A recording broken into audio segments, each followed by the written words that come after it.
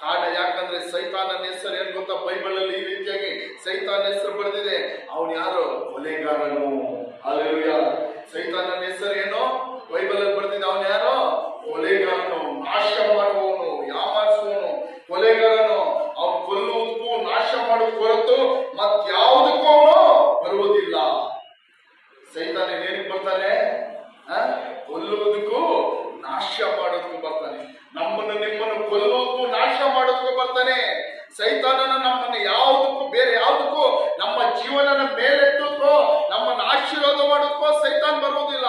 ನಮ್ಮ ಮನೆಗೋ ನಮ್ಮ ಕುಟುಂಬದಲ್ಲೋ ಸೈತಾನ ಪ್ರವೇಶಿಸುವುದು ಯಾವುದಕ್ಕೆ ಅಂದ್ರೆ ನಮ್ಮನ್ನು ಕೊಲ್ಲುವುದಕ್ಕೂ ನಾಶ ಮಾಡೋದಕ್ಕೂ, ನಮ್ಮ ಕುಟುಂಬವನ್ನು ನಾಶ ಮಾಡೋದಕ್ಕೂ, ನಮ್ಮ ಮಕ್ಕಳನ್ನು ಕೊಲ್ಲೋದಕ್ಕೂ, ನಮ್ಮ ಜೀವನಗಳನ್ನು ಹಾಳು ಮಾಡೋದಕ್ಕೂ, ನಾಶ ಮಾಡೋದಕ್ಕೆ ಸೈತಾನ ಬರುವುದು.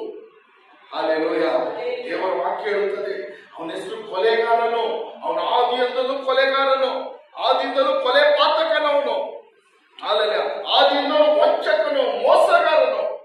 ಆದಿಯಲ್ಲಿ ದೇವರಿಂದ ಸೃಷ್ಟಿಸಲ್ಪಟ್ಟಂತ ಆದಾಮನ ಅವ್ವಳನ್ನು ಏನ್ ಮಾಡ್ದ? ವಂಚಿಸಿದ. ಹಲ್ಲೆಲೂಯಾ.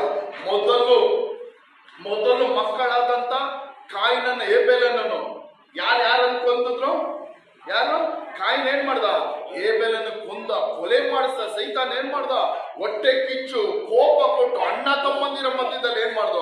ಮೊದಲು ಮಕ್ಕಳವರು ಪ್ರಪಂಚದಲ್ಲಿ ಯಾರು? ಕಾಯಿನ ನಾಬೇಳು. ಮೊದಲು ತಂದೆ ತಾಯಿಯ ಮೊದಲ ಮಕ್ಕಳು ಕಾಯಿನ ನಾಬೇಲನ್ನ ಏನ್ ಮಾಡ್ದ? ಸೈತಾನು ಹೊಟ್ಟೆ ಕಿಚ್ಚು, ತಮ್ಮನ ಮೇಲೆ ತಮ್ಮನನ್ನ ದೇವರು ಏನ್ ಮಾಡಿದ್ರು? ಮೆಚ್ಚಿದ್ರು. ತಮ್ಮನ್ನು ಕೊಟ್ಟಂತ ಕಾಣಿಕೆ ದೇವರು ಏನ್ ಮಾಡಿದ್ರು? ಮೆಚ್ಚಿದ್ರು. ತಮ್ಮನನ್ನು ಆಶೀರ್ವಾದ ಮಾಡಿದ್ರು.